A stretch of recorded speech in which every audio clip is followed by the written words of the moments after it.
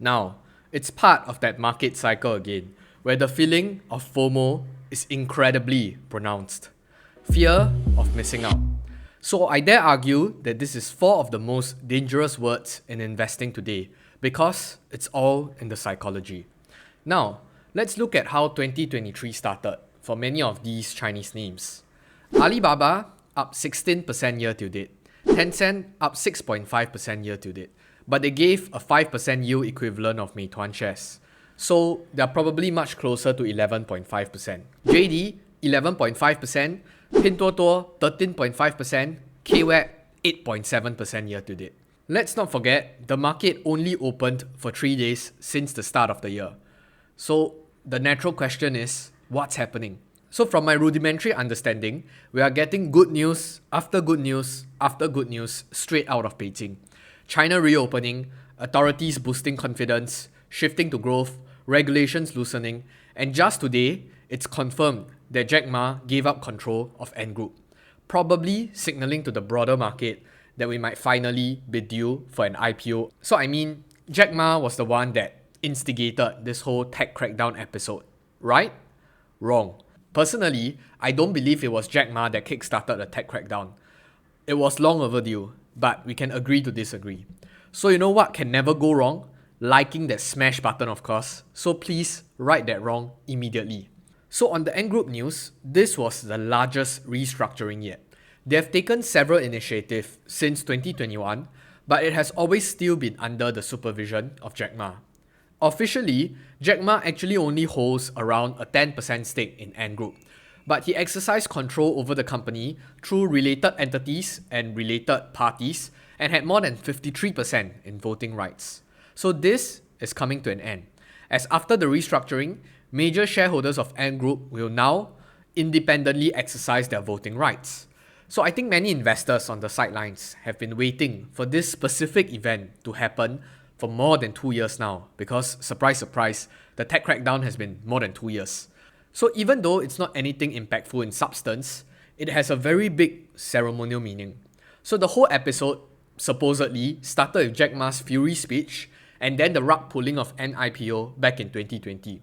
So what better way to announce to the world that the crackdown is finally over when Jack Ma is no longer in power and Ant Group can finally go IPO again. So if I can speculate, the main reason for why many of these Chinese tech names continue climbing in the market despite an overall weak market is really because investors are once again hopeful and optimistic of the future of these companies. Which begs the question, is it finally time to buy Chinese stocks again? So let's be clear, all my videos and commentaries thus far are based on my own investment philosophy and my own investment strategy. I don't exactly know who you are on the other side of the internet watching this video right now. So do take whatever I say with a grain of salt. All of us have different objectives and different personalities.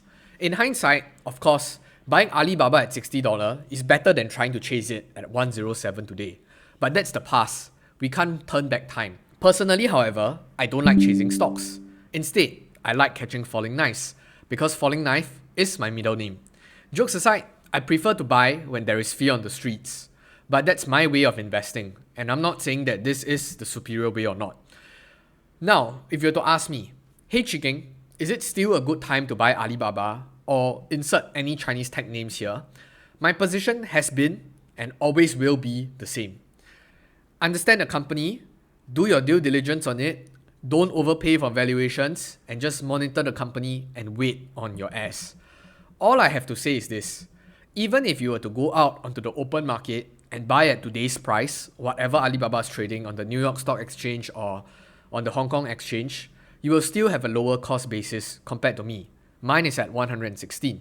But of course, my view of the company might be vastly different from you. So we will arrive at probably a different intrinsic value calculation, and you will have to be comfortable back holding Alibaba if Alibaba actually makes a U-turn tomorrow. So of all of my Chinese positions, I'm currently only underwater on Alibaba. My Tencent is up 35%, my KWeb is up 12%, my Chinese banks are up 10%, and my Meituan shares are essentially free dividends from Tencent.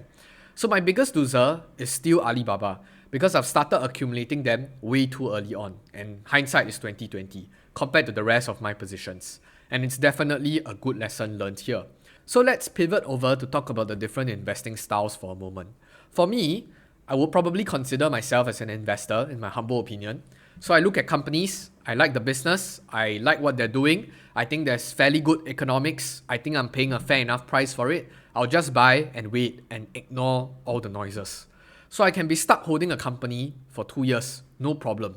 And that's exactly what happened with my current Alibaba journey. So of course you can argue that, hey, I'm stupid for not following the charts, so the technical analysis is telling me something, why are you ignoring geopolitics, etc, etc. I accept all those labels, but I know deep inside, I'm comfortable and confident of knowing what to do. So let's leave it as that.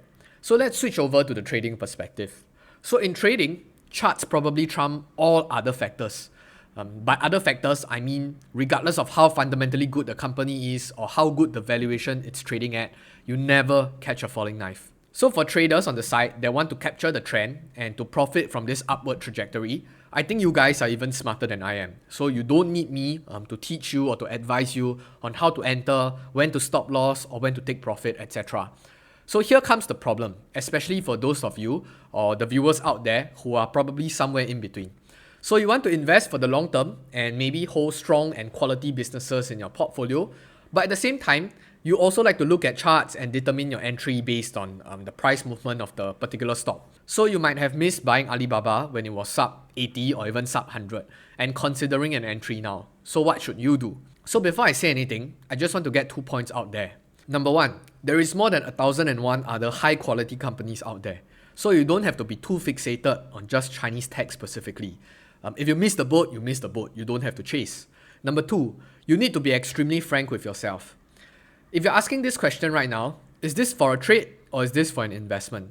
So once you're clear of these 2 pointers, I think you'll know what to do. So personally, I've already allocated a disproportionate amount of my portfolio in the Chinese tech sector. So I wouldn't be adding from here. I've accumulated enough. In fact, I've accumulated too much and have quite a lot of exposure right now. I mean, based on a percentage of my portfolio. So if it continues climbing and continues going up, I might even start to trim and start to reallocate elsewhere. But for those of you who have zero exposure in this sector and might want to participate in the recovery or just want a broad-based Chinese tech exposure, I don't necessarily think that it's a bad time to enter per se. But of course, this is not financial advice. Please do your own due diligence. Which brings me to today's sponsor, Weibo. New year, new sign-up rewards. So Weibo's new welcome deal for the start of 2023 has never been better. So you can get up to $150 trading vouchers if you fund and trade your Weibo account today.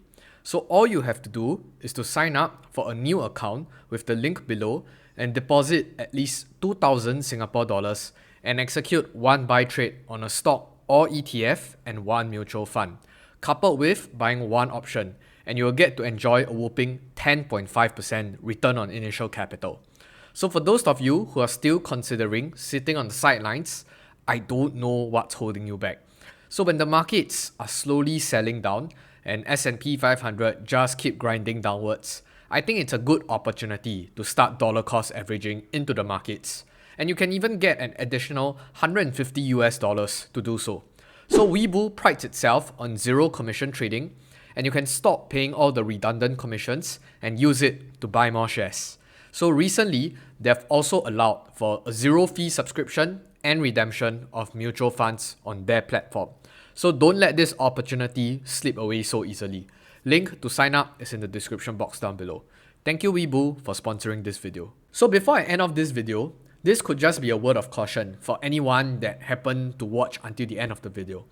Even though the charts of many of these Chinese tech names remain strong today, and we can continue getting good news after good news from China, just know that there is no explicit rule saying that Alibaba cannot collapse back to $60 or even lower.